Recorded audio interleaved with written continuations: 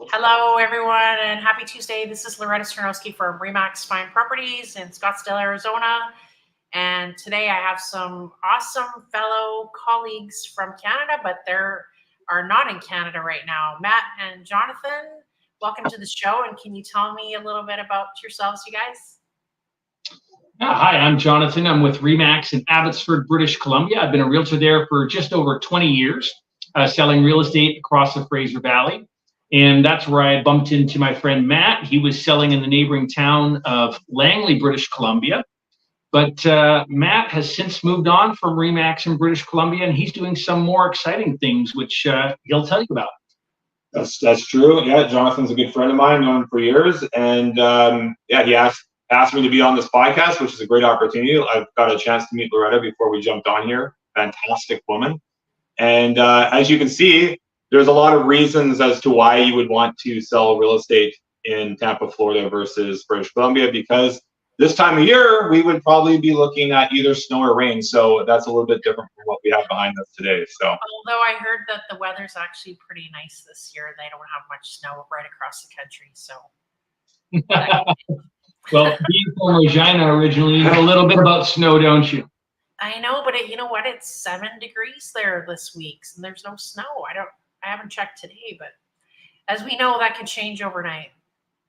Well, the West Coast I know is wet. That's all I know. So. And Matt, what is the temperature there right now? Well, it's actually a cool day today. Feels a little bit more like Canada, to be honest, minus the palm trees and the sand and the ocean behind us. But yeah, it's probably about 60 degrees Fahrenheit. So for Canadians, that would be around 15 degrees. 16, something like that. Normally this time of year, we're hitting around 70-ish, I would say, as a highest, maybe, low to mid 70s, I would think. Right. So nice. And just to preface, that is not a green screen behind them. It's the real. Where are you guys exactly? We're in a little place called Anna Maria Island, just south of Tampa and just north of Sarasota on the Gulf of Mexico. I've called this place home for Christmas for, I think this is my 18th year now. Okay. And we fell in love with this part of the world when we first came here, more as a family obligation than anything else.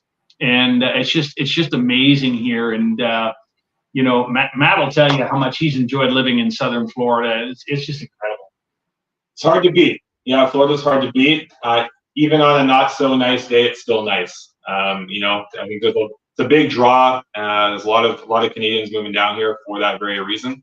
It's kind of known as the retirement capital of the world, but it's not all gray-haired folks. There's a lot of young people like myself coming down. So can you tell us a little bit what the market is like for Canadians? You have some people. Do you still have people coming? I checked this morning, and the dollar was at 74 cents. So are people still buying?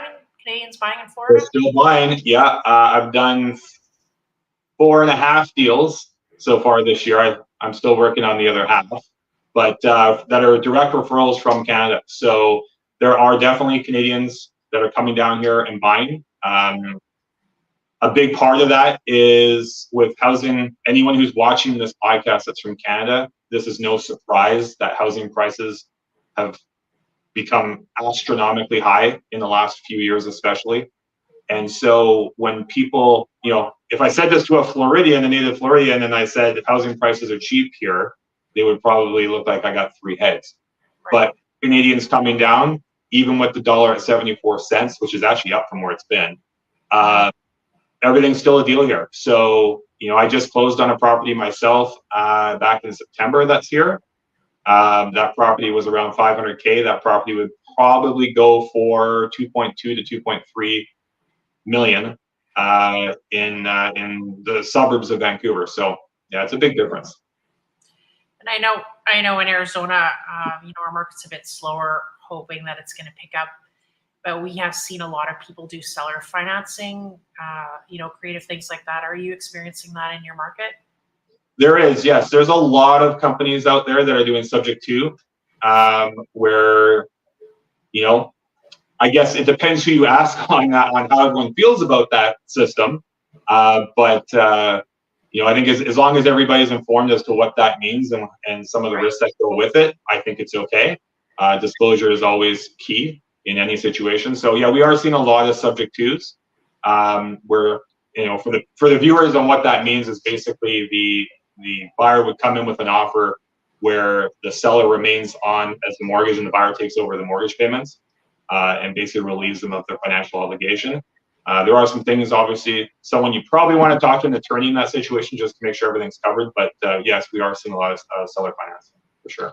Now, the thing is, man, is there's a lot of people that'll come down here to either vacation or snowbird or whatever from Canada. That process, I understand, is probably relatively straightforward. Can they get loans here too? Yeah. So as far as loans go, as a foreigner buying property pretty much anywhere in the U.S., I don't think it's really much different in Florida than any other state. There might be some differences, but overall, it is definitely tougher. It's very tough to get a loan as, say, an American would get, because you don't have any income, stuff like that. But having said that, I know that the Royal Bank of Canada has a cross-border program that is very good, where they can use your Canadian credit and your Canadian income, and you can buy your principal residence for that purpose. There's another program for investment properties for foreigners. And it's kind of interesting because it doesn't apply to Americans. It only applies to foreigners, where it's basically a no doc loan. So there's no income requirement and there's no credit check. And as long as you have 35% down, and it has to be an investment property, so you can't buy it to live in it. But if you have 35% down, there's no income, no credit required, and as long as the rent covers the expenses for the property, and they verify that through an appraisal and things like that of what's going on in the market, then they'll give you the loan. So Really? Yeah, and a lot of people are not aware of it. The reason I became aware of it, obviously, is I had some Canadians buying down here, and then myself buying property down here as well. I was looking at a bunch of different options, and yeah, it's kind of a hidden gem, and it's quite, you know, some of my friends down here that are born and live here are like, how come that's available to you and not us? And that's a great question, but for now, you might as well enjoy it. Yeah, of course. Mm-hmm. And I don't know about you guys, but I remember, like, when I was younger, all the older people bought, you know, you had to be retired to buy property in Florida or Arizona, and now I see more people, like, you know, our age, that 2 or 3 couples go in together and they buy an investment property. Do you see that in Florida as well? We do, yeah. We see a lot of kind of a share setup where people are buying properties together. Tampa Bay in general has drawn a little bit of a younger crowd. I think a lot of that's come through the sports community.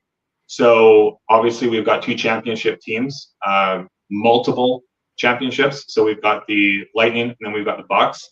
So that's been a big draw. It's a big sports town. You drive through Tampa Bay and any of the surrounding areas, there's Buccaneers flags and Lightning flags all over the place. So it's pretty cool. A lot of good bars and restaurants, tiki bars. It's a great place to live, and it's a town where people live and work as well. So it's not just like, you know, you drop into Las Vegas and it's a bunch of tourists. It's a nice place, great place to raise a family. Yeah, Tampa's a great area.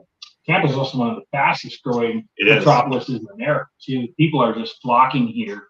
And it's not just for the weather too, it's taxes. There's no state income tax here, is there? There's no state income tax. So yeah, that's right. I mean, we have got 6 to 7% sales tax depending which county you're in. So when you purchase goods.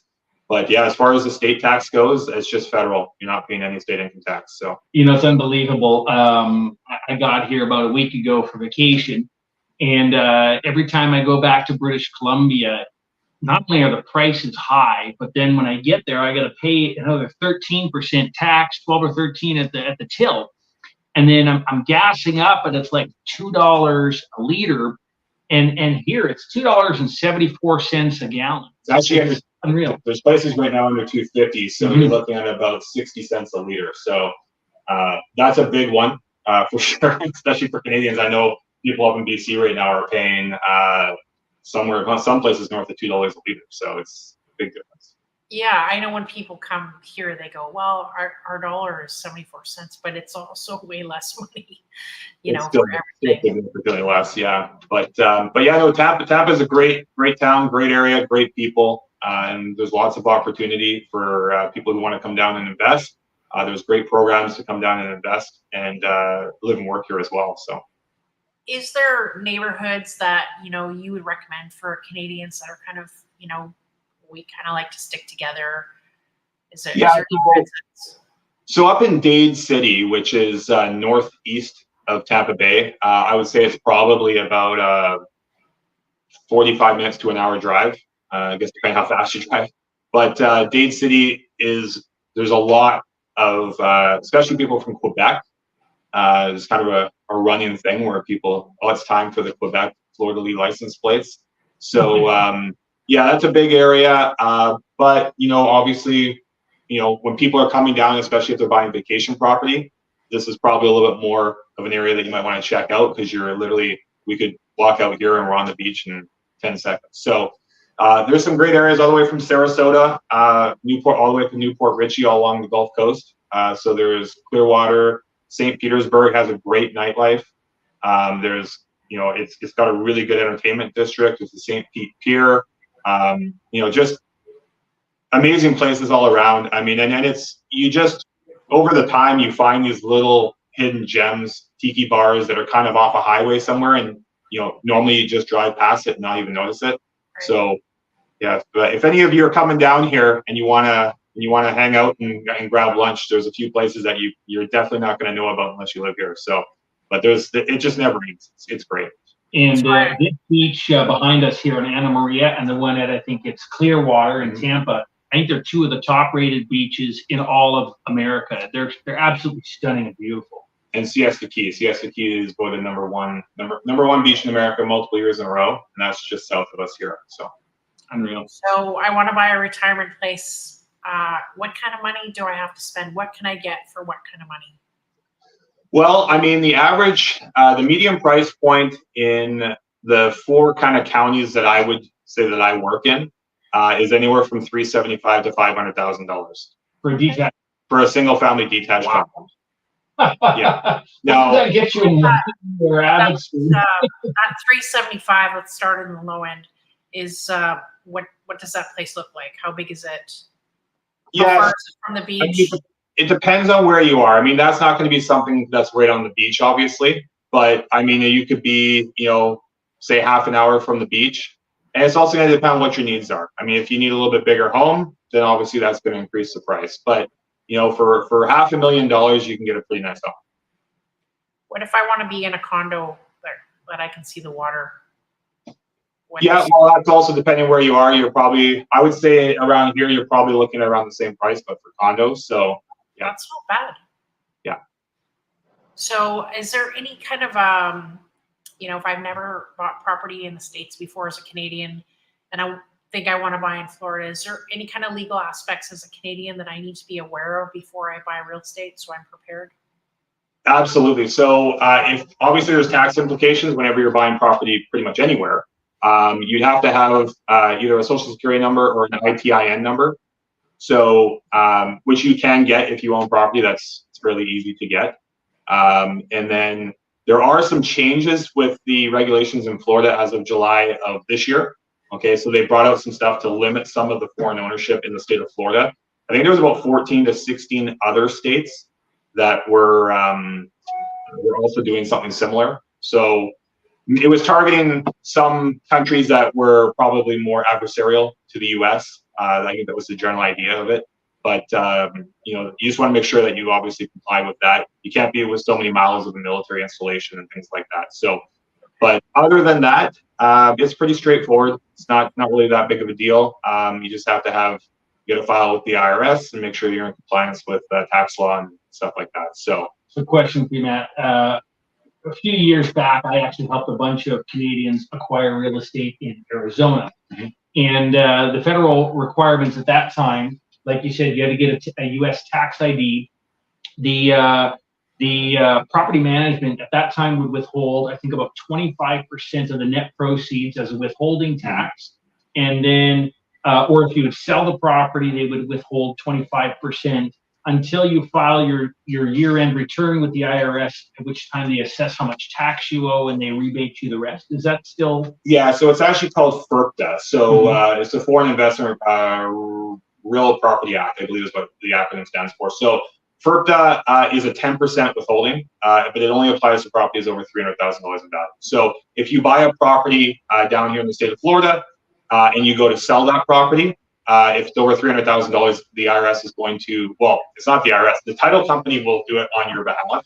And there's filing deadlines. I believe you have 20 days or so from closing to file the paperwork. So there are some things involved with that. I just sold a very nice lady from Ontario. I just sold her place in Newport Richey just about a month and a half ago. And she was told by, kind of interesting story, she was listed by 3 previous realtors over about a 200 and something day period, all without any success. And she was told by all 3 that she would have to have FERPTA tax withholding requirements. I met with her. It was a referral through somebody I knew. And we listed it at $10,000 higher than she was listed with the previous realtor a week before.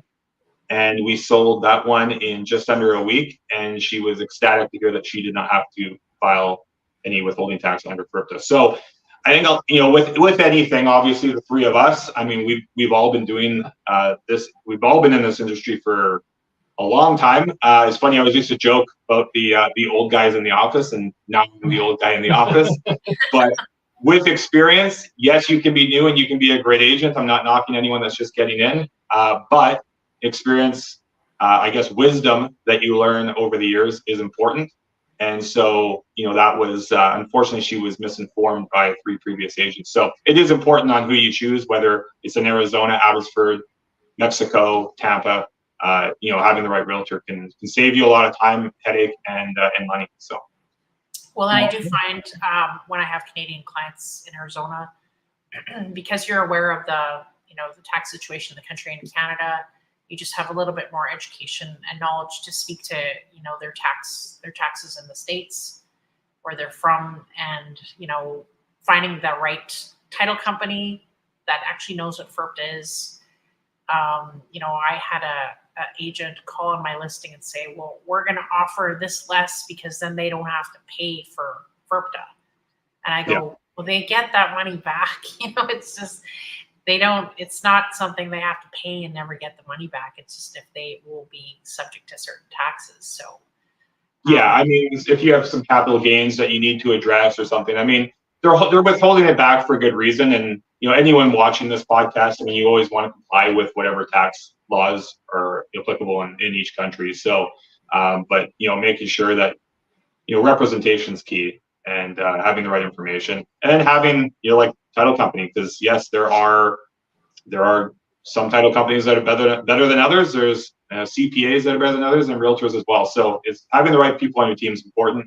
The nice thing about down here, I've got a great group of people that I work with that are in all different fields: home inspections, title companies, attorneys if needed, tax attorneys. So when you're buying, I think even more so if you're buying as a Canadian in the US, I think it's important to have all your bases covered so that you don't get caught with any surprises. So having a tax attorney that you can run something by is a pretty good idea. The reality is the 3 of us have all done a lot of business in Canada and the US. There's rarely 2 particular situations that are exactly identical, but we've all been through this many times before. And if you guys have more questions on this, we can easily answer some questions or point you in the right direction. You don't need to fumble around and try to figure it out yourself. We're here to help. Yeah, and all of us will be sending out the recording of this with everyone's contact information as well. So I know you guys have a fair amount of humidity down there. Can you tell me what sort of things new visitor, potential buyer to Florida can anticipate for what to look for in inspection? What kind of bugs do you have there? Is there crocodiles or alligators? Iguanas falling out of trees when it gets really cold. We definitely have some interesting things that go on in Florida. I think we've got about 54 species of snakes. We've got 5 or 6 are venomous. We've got a bunch of different venomous spiders, things like that. Now, I've never seen one. I've never seen a venomous spider, but I have seen cottonmouth snake, which is basically a rattlesnake with a big white mouth, and that'll ruin your day. But so we have some of that, and then obviously, like up in British Columbia, we don't they don't have termites. we have termites here. So a lot of wood destroying organisms, termites, carpenter ants. There's a bunch of them that will can wreck your property. Pest control. When I was living in British Columbia, it wasn't really a thing. Unless you had an issue, you didn't have a pest control company. Everyone has a pest control company here. So, and that's just as prevention. I mean, we got cockroaches and different types of ants. And I mean, pretty much all the stuff you can imagine we have. It's not quite like Arizona, because there's way more that'll kill you there than here. What? But yeah, the Saskatchewan drivers. yeah, maybe that could be it. But yeah, we have alligators, which I love alligators. I think they're awesome. They're more scared of you than we are of them. So you can basically walk up, they'll just take off into the pond, but we see them on a regular occurrence. But yeah, most of it is wood destroying organisms, especially we have a lot of block houses that are built out of cinder blocks, so that mitigates some of that risk. But some of the older homes that are wood frame construction, this is obviously something that you want to know what the home's constructed of, so that you know what inspections you should and shouldn't have. So question. Was it even possible? I know the rivalry is big. Was it even possible to go from being a Blue Jays fan to a Tampa Bay Rays fan? Maybe. Well, I mean, I was never a Blue Jays fan, so it was very easy for me. But I was also never a Vancouver Canucks fan, so I put up with that. I went to the games once in a while because it was something to do. But I'm definitely a Lightning fan now. My mother, who is a diehard, absolutely crazy Canucks fan, I took her to the Vancouver Canucks versus Tampa Bay game on January 12th of this year, and it was great. She made the game interesting because she likes to yell and she's very, very passionate. So being in a Tampa arena with my folks that have Canucks jerseys on, was a little uncomfortable with some of the cheering stuff, but it was a good time. So is there lots of people from, obviously it's during the season, there's lots of Canadians too in the crowd? There is, yeah. So especially when we play Toronto, there's a really big Toronto Leafs population down here. When that's an expensive ticket to get. It's one of the more expensive ones. So when they are playing the Leafs, you're gonna pay a premium because there are so many Toronto fans down here. Yeah, we're both Canadians from the west coast of Canada that have come to Florida. Yeah. But the vast majority of Canadians that you do see here, where are they coming from? Most of them are coming from Ontario and Quebec. That's the majority. So I would say, I don't know. I would say equally probably between those two provinces. Now, in regards to your humidity question, I know you touched on that last question there. So if you are coming from British Columbia, you're probably not going to notice the difference that a lot of people would think, because Vancouver can get quite humid. And so I know, I didn't find it that big of a difference. Now, some people say it, maybe they're sensitive to it, or maybe they developed that in their mind. And then obviously being in Toronto, I've never experienced a Toronto summer, but I've heard it's quite humid. It's very humid. So it's going to be quite similar, I think, as to what people are used to. So do you have Western Canadians that buy property there? Yeah, we do. The ones I've dealt with have been, they've been from the East Coast, Central Canada.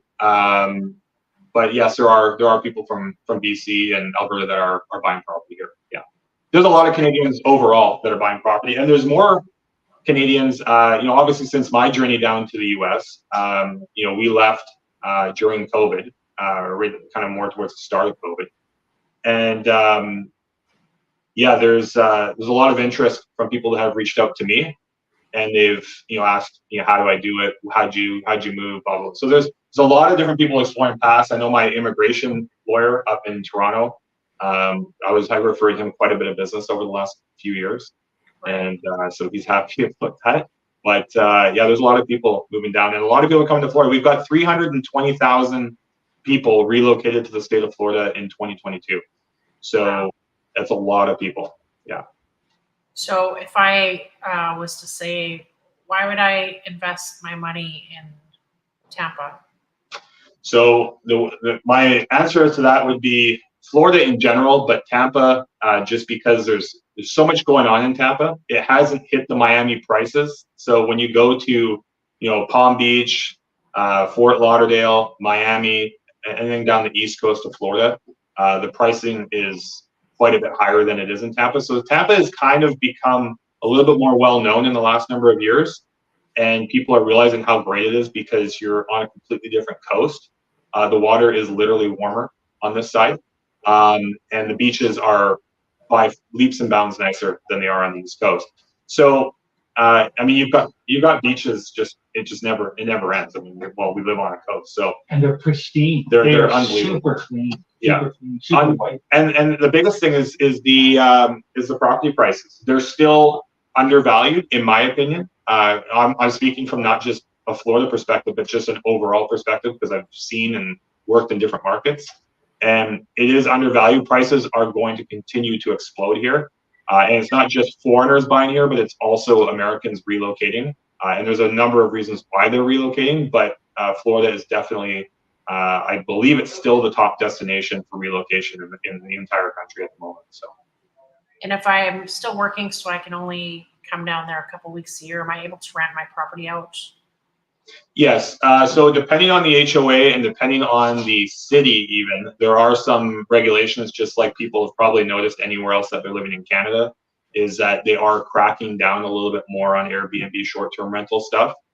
But there's still a lot of that out there. There's still a lot of options. You just want to make sure that obviously you're able to do that in whichever property you have. But yeah, you can do that, and there's no problem. That's why you need the ITIN number, because obviously any rental income that you have, obviously you'd have to declare and pay any taxes to the IRS if they're applicable. Of course. And do you feel that would, I know you can't say for sure, but if I put my 35% down, obviously I have a mortgage, say I bought, one for 400 with short-term vacation, would I be able to make that a wash or close to? Okay, so if you put 35% down on a lot of properties, now it's going to depend obviously which county you're in and which area. I mean, you have to evaluate everything individually, but I would say overall, if you're putting 35% down on most of the properties, the ones I've evaluated, you are on just a regular long-term rental, so say a 1-year lease, you're going to at least break even. Most likely you'll cash flow. If you do short-term rental, then absolutely. Oh, great. Okay. Because I think a lot more people are concerned about that. It's a way to actually pay for your place without having to do the cash outlay. Yeah, I mean, the short-term rentals are obviously for obvious reasons why they're attractive to people. It's because they can use it part of the year, and they don't have a tenant that's in there for a full year. Right. But there's also places that are specifically only for short-term rentals. So, depends what you want to look for. You gotta figure out what your ideal scenario is, and then look at the information, see what works best. But yeah, it's definitely doable. And even on a regular rental, you're probably going to cash flow. But 35% down, it's significant down payment. So even on the island alone right now, most places allow short-term rentals, but there are some pockets that are minimum 30 days. Although there was legislation introduced a few years back that you could not restrict it any longer. That you could take a 30-day zoning and bring it back down, but you cannot take a short-term zoning and extend it to 30 days anymore, because Florida understands exactly how valuable tourism is to the state as a whole. Right. Yeah. I mean, it's especially this time of year, it gets busy. A lot more tourists down here. Obviously escaping the cold. But yeah, it's I'll be going the other way this Christmas, so I'm actually going to the cold. That's a difference now. Is I always used to vacation to warm places. Now my wife and I are talking about vacationing to cold places. We might go check out Alaska. So it changes your perspective and what you're looking for. So we've talked a lot about buying, but of course, if you're older, I think if you're over 85, your healthcare insurance is a lot higher, right? Yeah. So that if you're traveling and I know a lot of people, the conversations I've had with a lot of Canadians is they need to be in Canada for 6 months out of the year just so that they can maintain, still be entitled to their pension. There's some, healthcare, obviously. If you're a younger person that's healthy and you are coming down here on, say, a visa, for example, you can get a top tier health plan for your whole family for a pretty reasonable price, and you've got care immediately, which is the one nice thing about the U.S. is, yes, healthcare can be expensive, but we also don't pay certain taxes. And when you need something, you get it done the next day. Like if you need an MRI or something, you're not waiting a year, 12, 14 months. You're getting it done tomorrow. So, but yeah, as far as people coming down, say, people that are buying a vacation property or they just want to come down so often, then as long as you are maintaining your 6 months, well, if you're coming on a tourist visa as a tourist, you only have 6 months unless you file an extension. Now, but you're going to want to probably go back every 6 months anyway, so that you can maintain your healthcare and your residency status in Canada. So what if I own a property there? I am elderly and I'm just not going to make the trip anymore. Can you speak to, is it a good time for people to sell? Good time for people to sell. In my opinion, it's always a good time for people to sell. Right now, in particular, it's a great time to buy. And I think it's going to be like that probably for about another month. I believe once we hit the 3rd, 4th week of January, the market's really going to pick up. A lot to do with interest rates. We are still at below pre-pandemic inventory levels pretty much across the nation. So yes, has inventory come up a little bit in the last 4 or 5 months, of course, but that's also seasonal. That seems to happen this time of year. So we still don't have nearly enough, and especially with the net migration coming into Florida, I was looking at the numbers just on how many new units they would have to build, and the stuff they have on the books isn't close to cutting. So for an investment standpoint for Canadians, if you guys are watching this and you're looking at, hey, should I get into the Florida real estate market?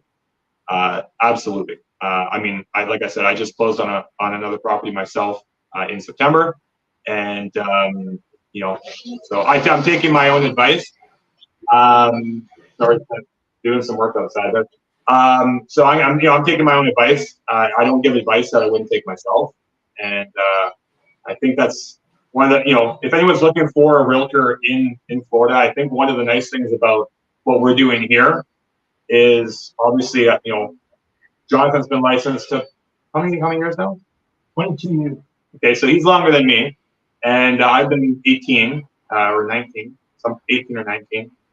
And so because of that history being in Canada and understanding the culture and how that works, I know that the Canadians I've worked with down here, they have appreciated that, just because, I think it's just knowing that there are a lot of differences, but having the ability to be able to communicate that with that from someone from Canada from their perspective, I think helps out a lot with people trying to understand how things work. Right. There's a lot of states that have like title theory states where the bank will actually hold the title till you pay off the loan. Florida is not that way. Florida is a lien theory state, so it's very similar to what people would expect in Canada. So that part is very similar. It's probably what they're used to. It's deeds instead, it's different terminology, but having someone that's worked in both markets, I think, is beneficial. Well, I know it's beneficial because my Canadian clients have told me it's been really helpful for them to have that perspective. So. But what if I have property there and I'm not going to come back? There's all my furniture there. Do I have to come back and get someone to sell the furniture, or is there any way that I could get someone to take care of it? Can I sell it furnished? A lot of properties sell furnished in Florida. Yeah. Okay. And that's mainly because a lot of people are buying them for the reasons that we just spoke about. So yeah, selling property in Florida is definitely easier. Now, obviously, it's going to depend where in Tampa area that you're thinking. Like if you're in Clearwater or St. Pete, probably it's going to be a lot easier than say if you're in Pasco County, which is northeast of Tampa Bay, because that's more where people live and work. So obviously, I think just like if you were to go to Whistler, British Columbia, or any type of resort, then selling a furnished property makes more sense than it would in say the suburbs of Vancouver. So what kind of food would you recommend down there? What's good? Well, we've got a pretty diverse. There's a lot of Latin American food down here.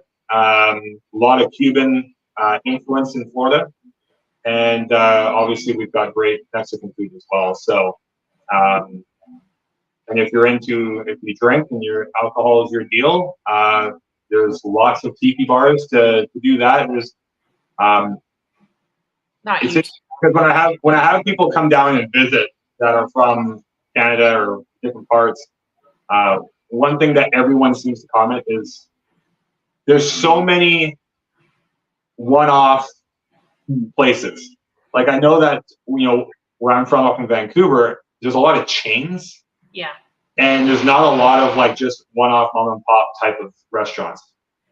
There's tons of that stuff here. So there's always somewhere new, always somewhere to go.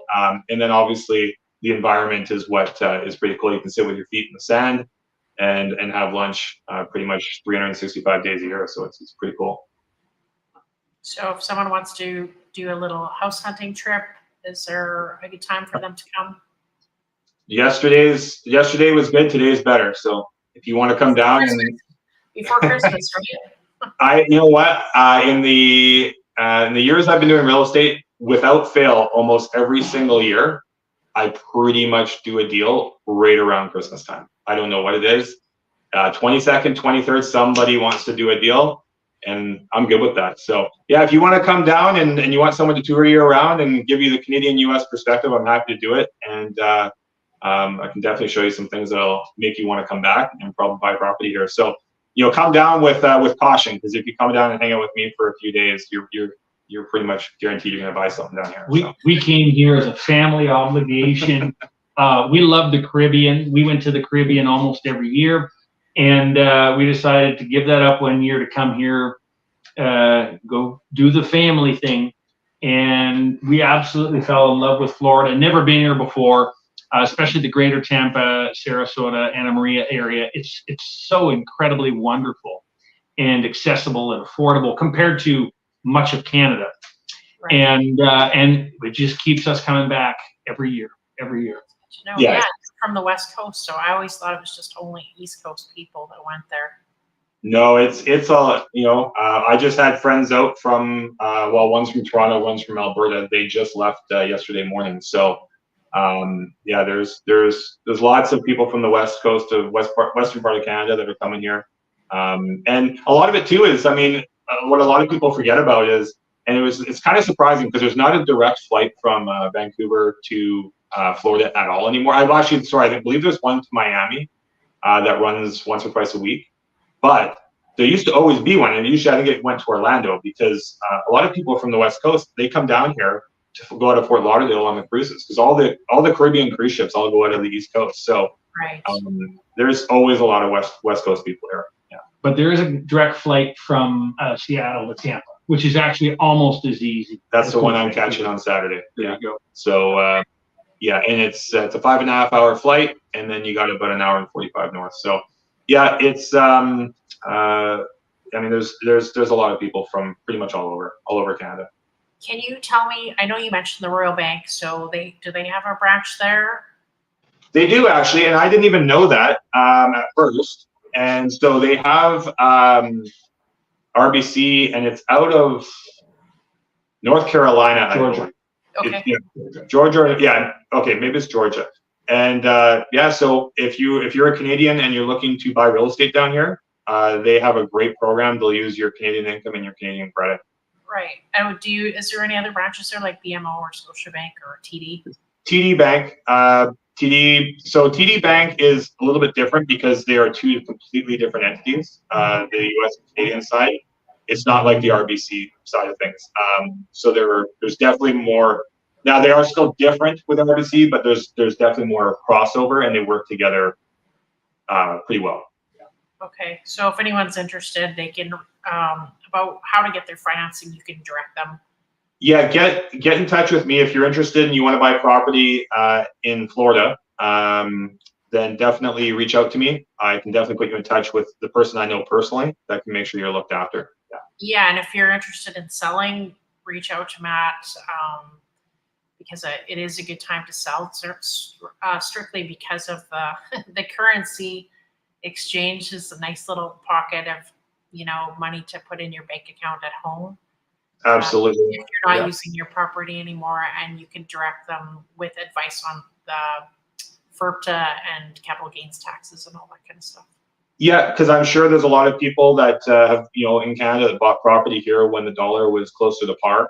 And so now with the dollar bouncing 70 to 74 cents, depending on the day you're looking at it, there's definitely a huge benefit, because not only are you making the appreciation that you've gained over the years, but you're also making the 25% or so on the dollar too. So perfect. Well, thanks everyone for attending me. Thanks, you guys. I know you probably have a tiki bar to hit this afternoon. I'm just going to get out of the sun, because this sun's beating through this window and I'm sweating. Everyone have a good Christmas, and I'll put the recording up and all your contact information as well. Yeah, it was thank you again, Loretta, for having us on here. It was great getting to meet you. I think obviously this is first time meeting, so I appreciate it. And if you, we should definitely keep in touch for any referrals that might be going back and forth through Arizona. So stay online for a second, you guys. Thanks, Okay, everyone. thanks, Matt, for